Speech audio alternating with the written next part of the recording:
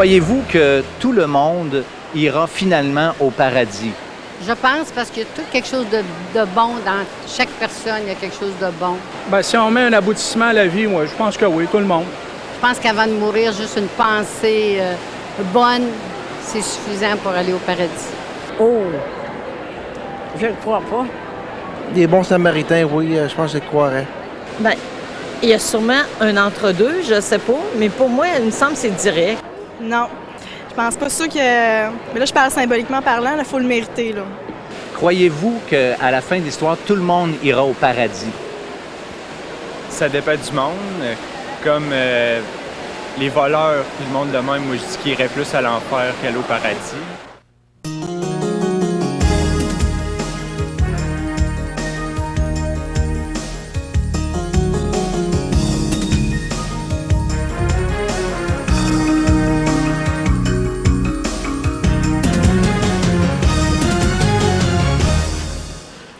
Mesdames, Messieurs, bonjour et re-bienvenue à l'émission L'heure de la bonne nouvelle. Cette année, nous avons choisi comme thème « Questions d'hommes et réponses de Dieu ». Et aujourd'hui, justement, nous allons aborder cette question qui est une question vraiment d'hommes. Est-ce que tous iront au paradis? C'est une très bonne question. La plupart des gens, comme on l'a entendu dans le Vox Pop, ont tendance à croire que oui, finalement, puis on aime mieux croire que oui.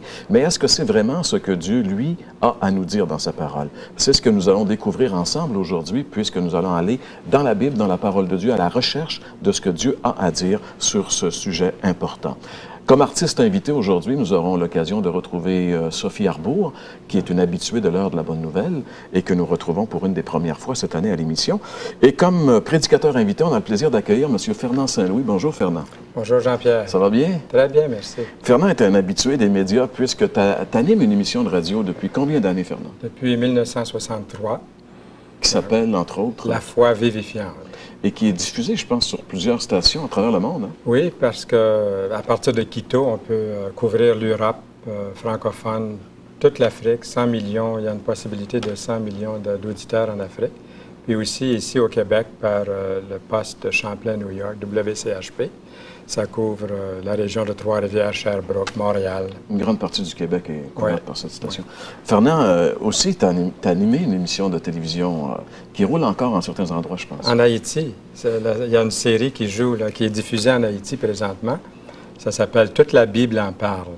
Ça jouait ici au Québec. Pendant des années. Dans l'Ouest aussi, sur plusieurs postes. Ça jouait jusqu'à 4 ou 5 fois par semaine à un moment donné. Là. Okay.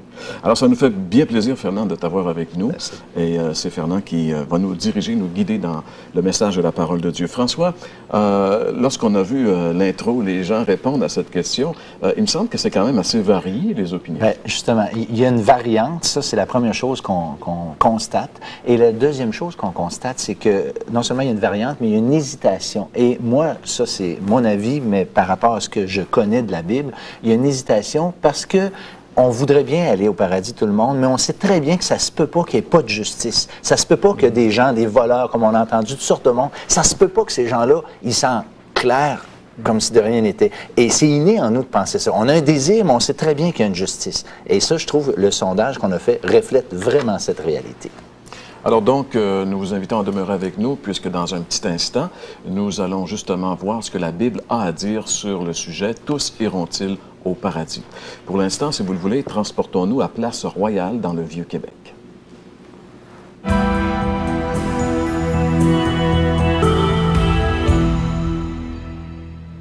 La Bible dit-elle que tout le monde va aller au ciel?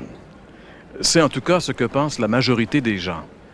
Et cela a même donné naissance à une doctrine qu'on appelle l'universalisme. Cette doctrine s'appuie sur le fait que Jésus serait mort pour tous les hommes et que par conséquence, tous seraient sauvés et aboutiraient au ciel. En tout cas, c'est certainement plus agréable à croire.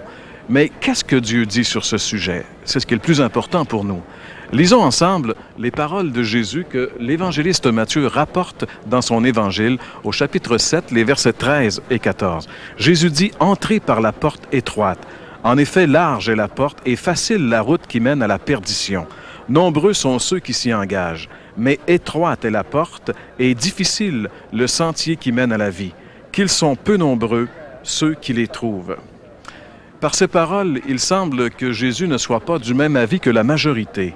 l'enseignement de Jésus ici sur le sujet est même un peu dramatique et même effrayant à cause des contrastes qu'il fait.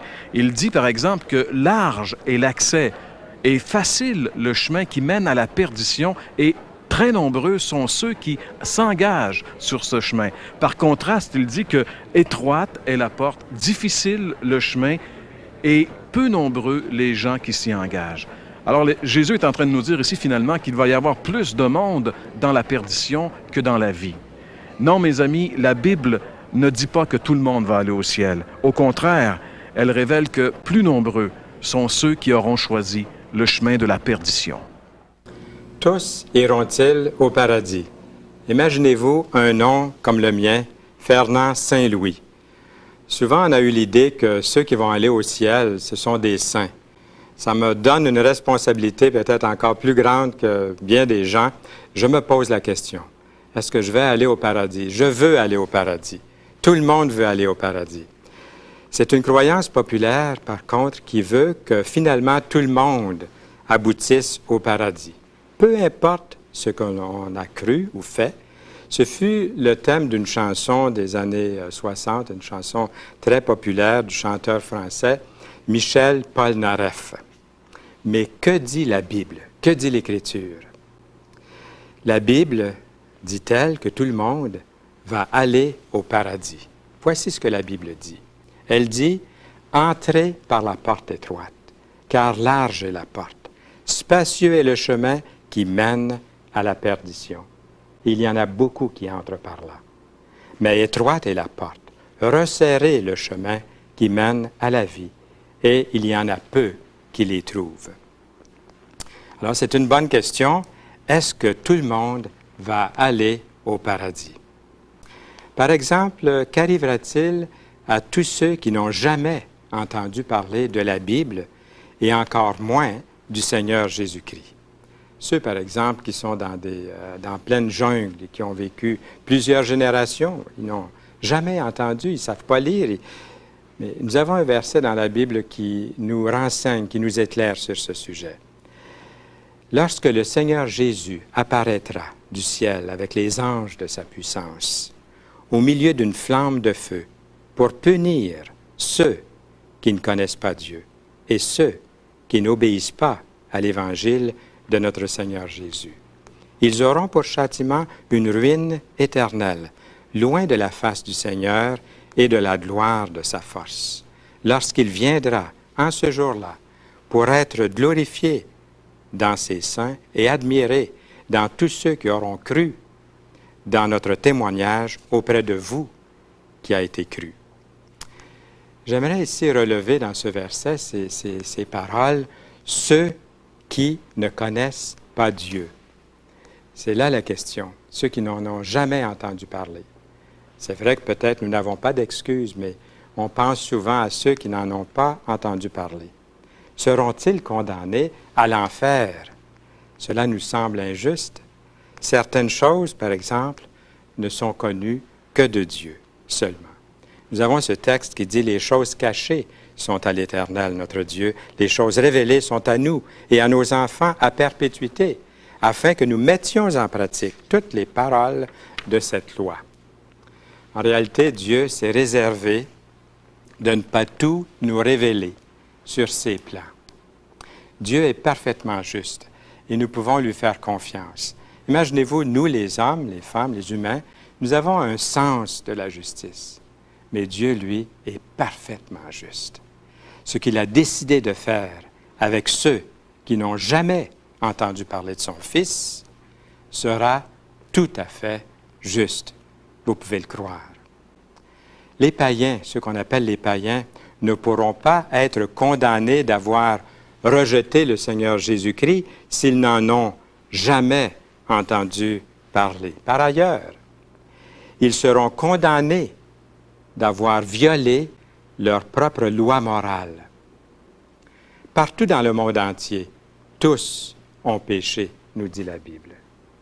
Qu'ils aient entendu parler des 10 commandements de Dieu ou non. Dans Romains 2,12, nous avons une parole qui nous dit que chaque personne a un code moral, un standard moral. et qu'elle sait lorsqu'elle désobéit Dieu.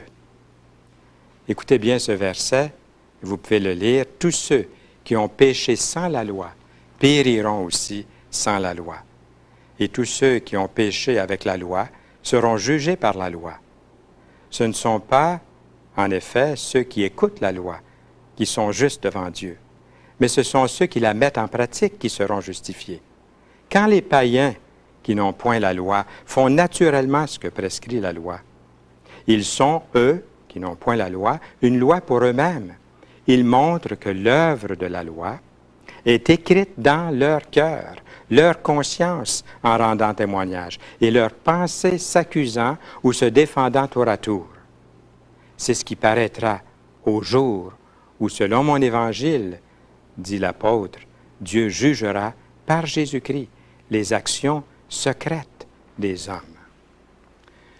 De plus, les Écritures nous indiquent qu'il y a suffisamment d'informations nous provenant de la création, de la nature qui nous entoure, de l'univers, pour nous démontrer que Dieu existe. En effet, les perfections invisibles de Dieu, sa puissance éternelle, sa divinité se voient comme à l'œil depuis la création du monde quand on les considère dans ses ouvrages. Ils sont donc inexcusables, nous dit la Bible. D'autres passages indiquent la même chose.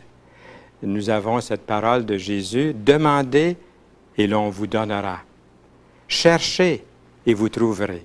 Frappez et l'on vous ouvrira. Car quiconque demande reçoit. Celui qui cherche trouve et l'on ouvre à celui qui frappe. Lequel d'entre vous donnera une pierre à son fils s'il lui demande du pain? Ou s'il demande un poisson, lui donnera-t-il un serpent?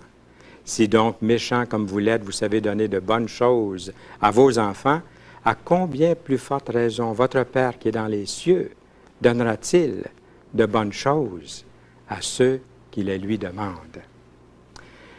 Et nous avons encore cet autre texte qui suit dans l'Ancien Testament. « Vous me chercherez et vous me trouverez, si vous me cherchez de tout votre cœur. » Le souhait de mon cœur et celui de Jean-Pierre et de François ici à l'émission aujourd'hui, c'est justement de vous voir chercher, de trouver.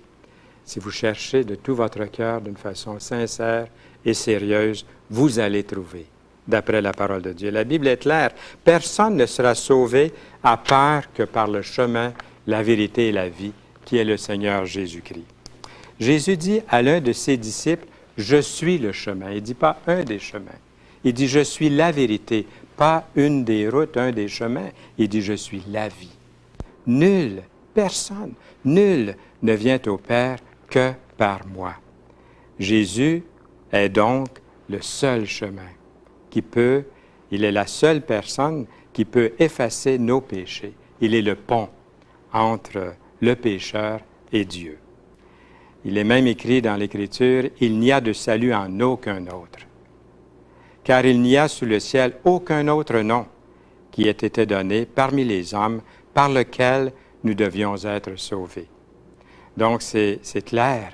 Et il y a cet autre texte aussi de l'apôtre Paul qui dit « Car il y a un seul Dieu. » Et aussi un seul médiateur entre Dieu et les hommes, Jésus-Christ, homme.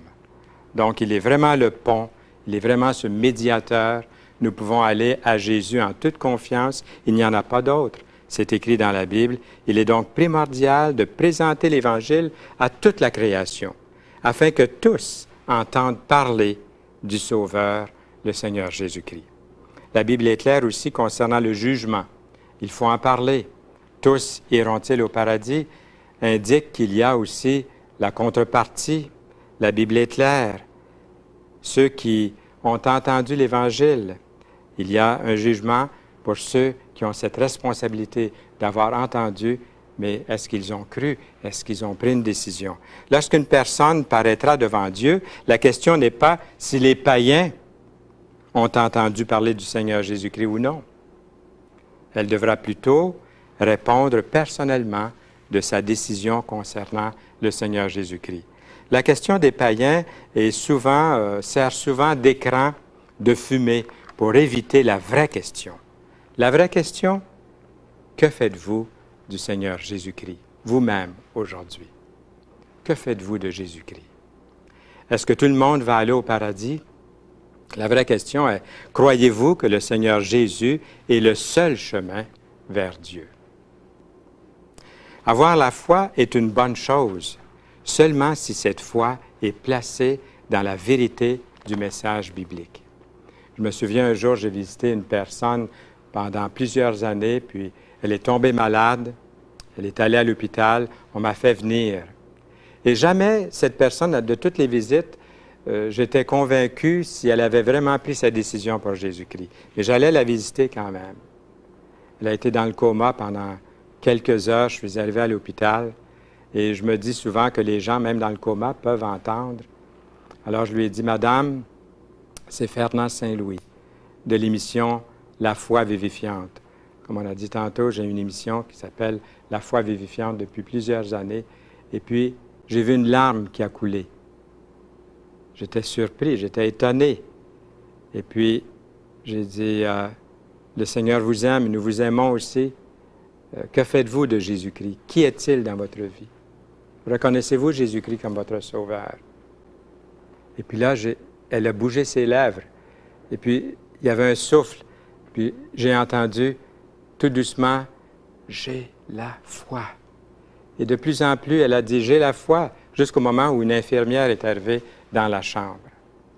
Et j'ose espérer que, même au dernier moment, au dernier souffle de sa vie, elle a reconnu Jésus-Christ comme son Sauveur et Seigneur. Mais pourquoi attendre à la dernière minute?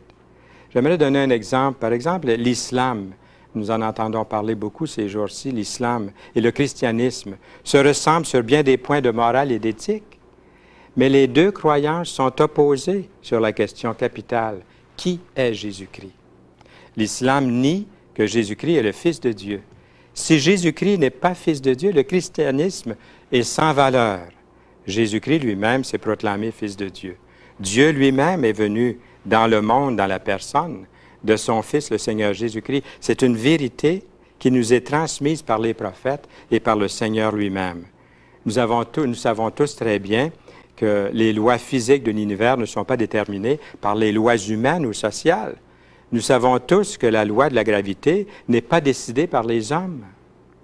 Ce n'est pas comme faire de la vitesse et décoper d'un billet d'infraction.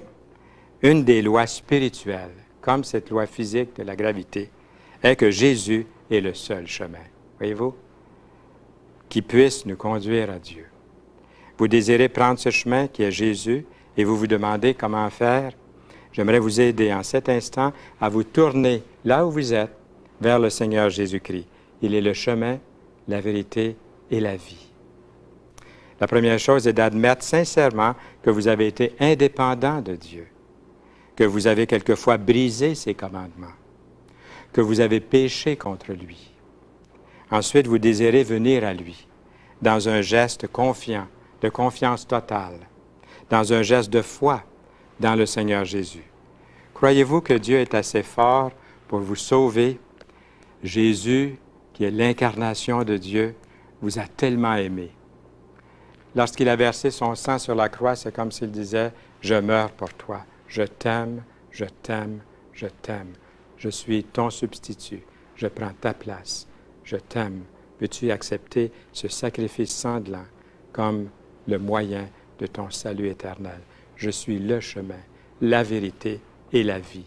Nul ne vient au Père que par moi, Jésus, qui t'aime et qui donne sa vie pour toi, qui meurt pour ton péché. La décision est la vôtre. Venez à Jésus sincèrement et sérieusement. Jésus vous dit à l'instant, selon Matthieu 11, 28, « Venez à moi, vous tous qui êtes fatigués et chargés, et je vous donnerai du repos. » Jésus se tient à la porte et il frappe.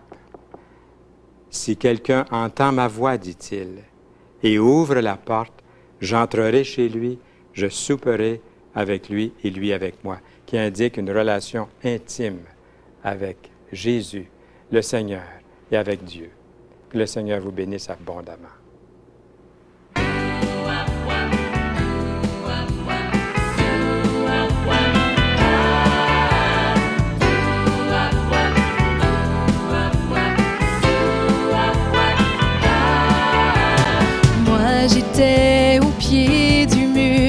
je n'avais plus d'issue. Mon cœur ne pouvait pas mentir, tu le savais si bien. J'ai écouté ce qu'ils m'ont dit, j'ai cru en leurs paroles. Une fois séduite, je suis tombée dans le piège de la mort. Mais tu as entendu ma voix, m'as montré le chemin. Tu m'as donné la clé pour connaître la vérité. La vie, ce n'est pas souffrir, il faut cesser de croire à tous ces mensonges. La vie, ce n'est pas courir et de se perdre dans un chemin si sombre. La vie, c'est plutôt sourire à l'Éternel qui t'ouvre ses bras. La vie, c'est lui.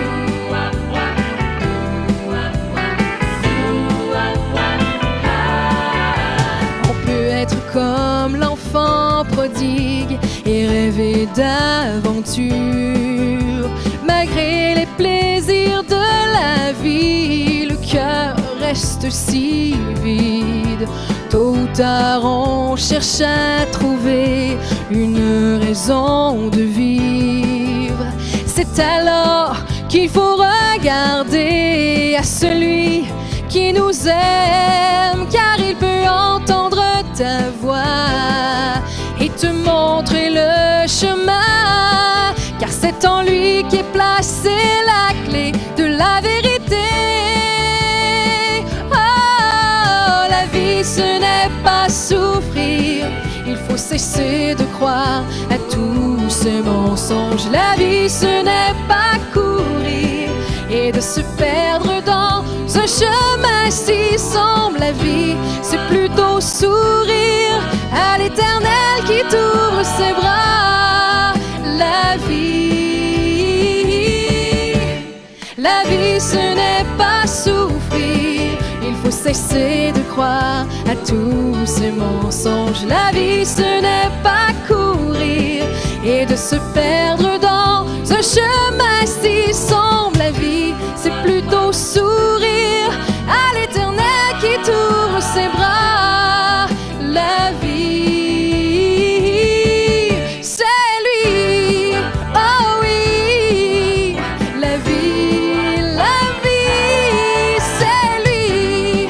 Oh oui, la vie, c'est lui.